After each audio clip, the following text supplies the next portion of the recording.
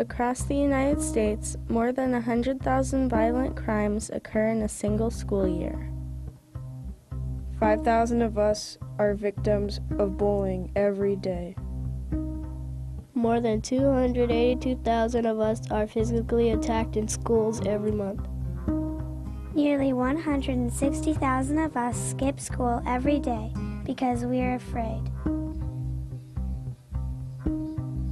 Research shows us that countless acts of serious violence in schools have their seeds in bullying.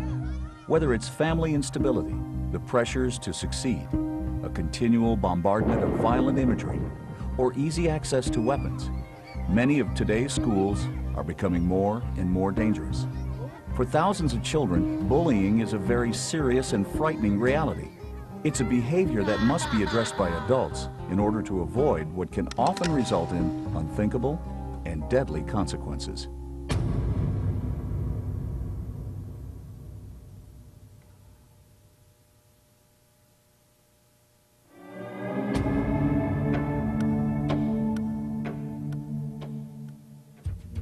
Bullying has typically been viewed as part of growing up. The fear, anxiety, or physical pain that a child encounters is often considered a rite of passage. Some adults even believe it's beneficial. It toughens a kid up, teaches them to stand up for themselves and how to survive in the real world.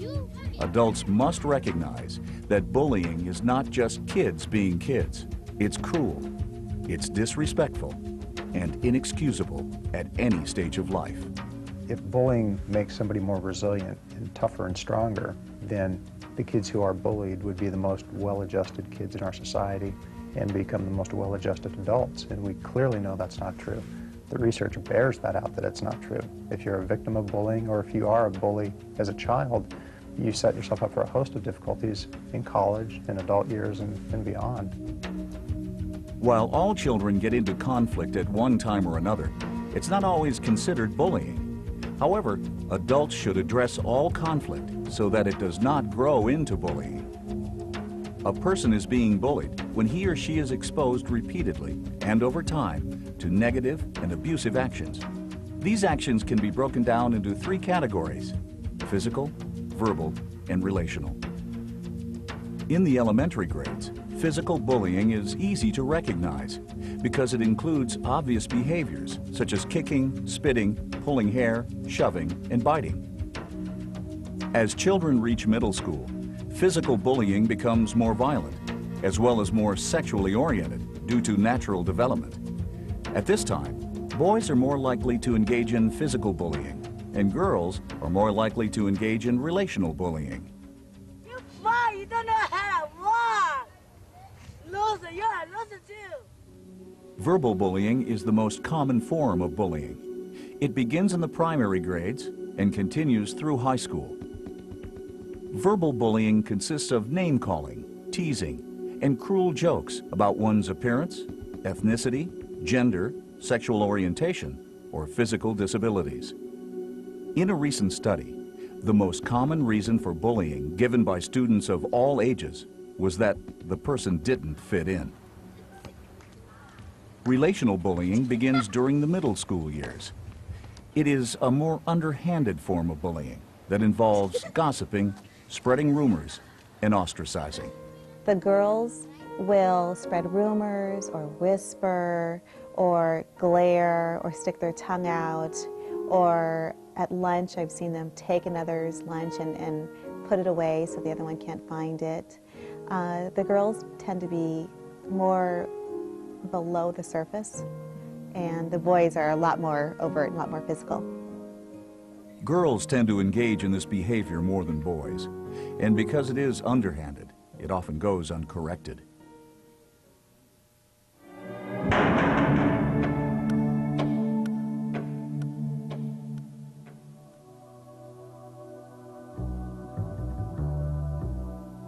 The stereotypical image of a bully is often the big, strong kid with a tough look on his face.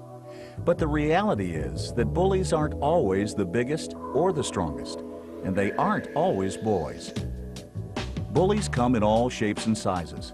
However, they do share some common characteristics. First and foremost, bullies have a need to feel powerful and in control. They carry a lot of internal anger, are defiant toward people in charge, lack interpersonal skills, and show little remorse for hurting another person.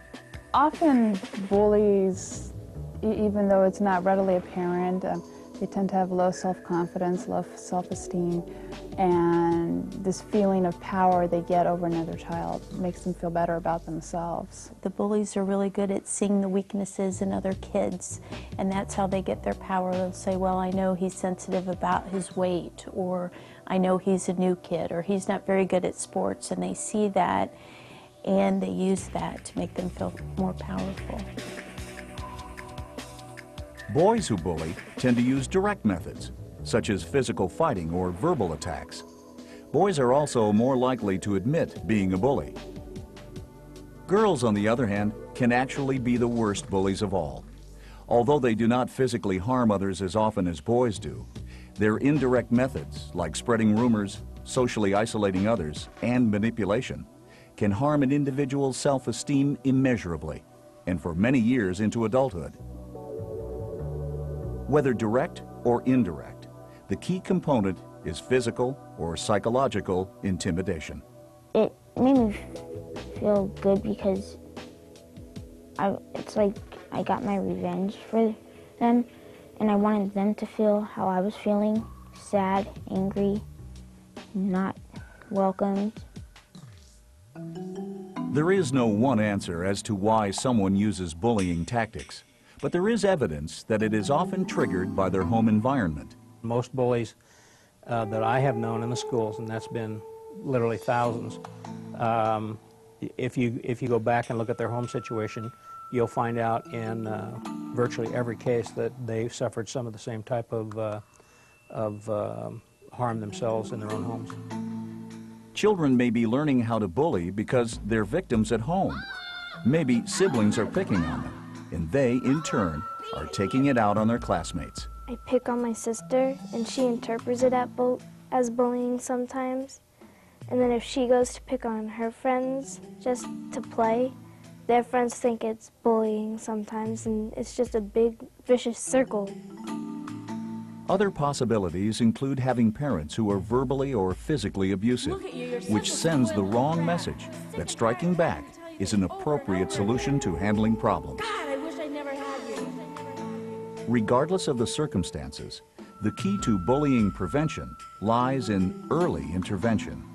It's key to address it as soon as it's identified.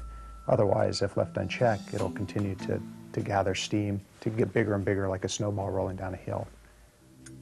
Evidence proves that bullies often spiral into a lifetime of destructive behavior. Those who bully are more likely to drop out of school, use drugs and alcohol, engage in delinquent and criminal behavior, as well as physically abuse their own children.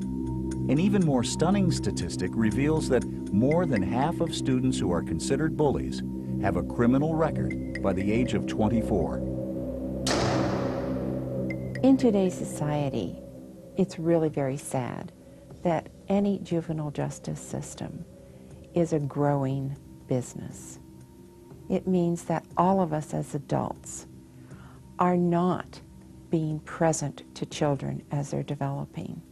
We're not intervening with them. We're not giving them the encouragement, the feelings of safety, and the guidance to help them learn behaviors that make them very successful in life, get along with people, and grow.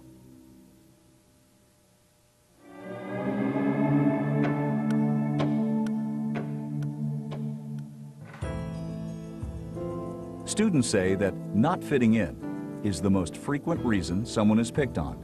It may be the color of their skin, the way they speak, their height, weight, or even the clothing they wear. Whatever makes them different, victims usually do not respond effectively when they are picked on.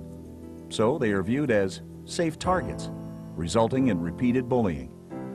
They were hitting me, and I was crying, and they were hitting me. I told them to stop. They kept hitting me, and so it made me feel bad because it hurt. He said to me, why did you have to sit behind me? Because, like, you know, he said, you make this bus shake. And that didn't really make me feel very well. I was very sad. Studies show that victims are often timid, anxious, socially isolated, and in many cases are the children of overprotective parents. One of the reasons why victims are victimized is because adults and people in their environment don't stop that behavior, don't put it on check. Another reason is that the kids don't have adequate social skills to effectively stop that behavior themselves. Victims of bullying often experience significant long-term effects. Apart from being very unhappy and isolated, they tend to suffer from fear, anxiety, and low self-esteem. Pushed too far, victims will do the unthinkable, stopping at nothing to gain retribution, or even taking their own lives. Pay attention, a little closer attention, as to whether or not your child might be depressed, and to get some help if you're concerned about that. Is the child having sleep problems? Is his schoolwork going down? Is he having problems with his interpersonal relationships? Some of the other things we might see in terms of poor appetite and weight loss. Those are some of the things to think about and might cause a red light to go on. In a recent report by the U.S. Department of Education, researchers looked at 41 children who had shot fellow students. The report found that 2/3 of the students felt they had been persecuted, bullied, threatened, attacked, or injured prior to the incident.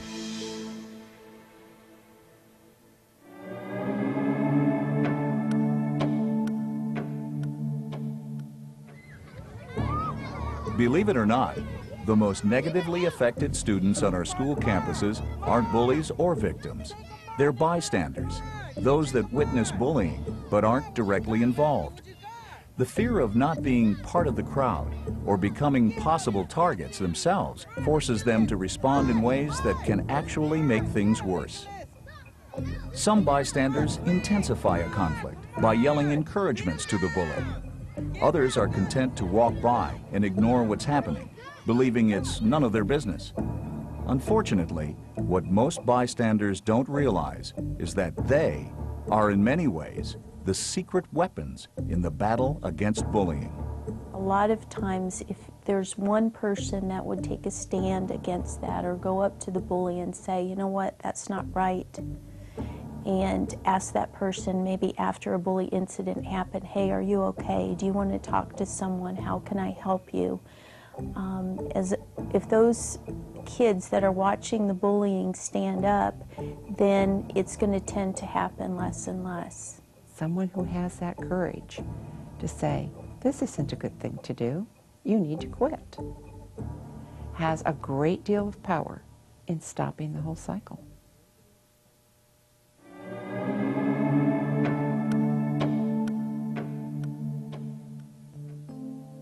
Bullying and the behaviors that lead up to it are very real, painful, and frightening social issues that desperately require adult intervention. Adults need to change their attitudes. That includes parents, police, teachers, school administrators, probation officers, and any other adult responsible for the safety of children. We really need to look at ourselves and engage in the behavior we want to see our children engaging in. And if we don't want to see them bullying and we want them to learn to treat others with respect, then we need to do so as well. Kids need to have that. They just need to have a positive role model, someone that's going to tell them, make them accountable for their behaviors. What the parents can do is have open communication with their kids. Make sure that you ask open-ended questions, maybe saying, tell me about your day at school. What kind of things are happening at school? What might have been the worst part of your day? Sit down and speak with your children in regards to how people are different. They have different abilities and or disabilities, and that treating them in a negative way is not right. School teachers can get involved just by trying to change the culture of their classroom to, again, get the bystanders, other students, involved in preventing bullying. It's best to avoid harsh criticism with kids, to try and be constructive. Harsh criticism, physical kind of discipline only leads into this whole cycle once more of bullying. Studies show that the family is the best place to shape a healthy child, and there are many effective techniques parents can use to help care for a bully or a victim. Talk to your child. Ask your child questions and pay close attention to their behavior. Listen to your child. Look for signs such as fear of going to school, lack of friends, or increased anxiety. Be a positive role model. Integrate conflict resolution skills and practices into everyday discussions. Remember, children learn by example. Spend more time with your child. Get to know your child, their interests, their friends, and their goals in life. Set limits. Increase supervision of your child's activities and set reasonable curfews. Cooperate with the school. Keep in communication with teachers and administrators to make sure your child is safe and that monitoring at school is adequate. Seek support. You don't have to handle this issue alone. There are many support systems in the community that can provide additional assistance if necessary. A brief scan of the newspaper headlines or television news channels is more than enough indication of the seriousness of today's out-of-control bullying issue. Believing that the problem is only something parents or schools should handle is ignoring the fact that bullying and its related consequences affect everyone. Bullying is real. It does take place all the time. It's even more prolific right now than it has been in the past, and it's going to continue until people change their attitudes toward it. You know, bullying has been around for a long time, but what's different is we're becoming more aware of the effects that it's having on kids. To merely dismiss bullying as just part of growing up is to deny one of the most destructive and painful realities facing our children today.